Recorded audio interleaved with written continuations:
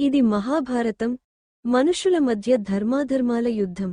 ఒక రాజవంశం గర్వం, ప్రేమ, ద్రోహం, ధర్మం కలిసిన కథ. హస్తినాపుర రాజు శాంతను మహానుభావుడు. ఒకరోజు గంగా నదీ తీరంలో స్నానం చేస్తూ నది నుండి వెలువడిన ఒక అద్భుత స్త్రీని చూశాడు. ఆమె పేరు గంగా, స్వయంగా నదిదేవత. ఆ అందం చూసి శాంతను మనసు కోల్పోయాడు.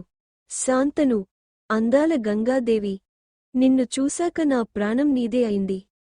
దయచేసి నా భార్యగా అవ్వవా అని అడిగాడు.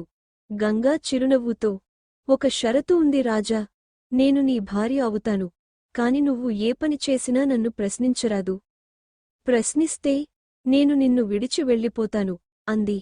ప్రేమలో మునిగిన శాంతను ఆ షరతుని అంగీకరించాడు. రోజులు గడిచాయి.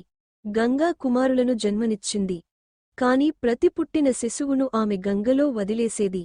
శాంతను మనసు కుంగిపోయింది. కాని మాట ఇచ్చినందువల్ల ప్రశ్నించలేదు. ఎడవ కుమారుడి పుట్టుక దగ్గర శాంతను ఆగలేక, నువ్వు ఇలా ఎందుకు చేస్తున్నావు అని అడిగాడు. ఆ క్షణమే గంగా, నీవు మాట తప్పావు రాజా, నేను వెళ్తున్నాను.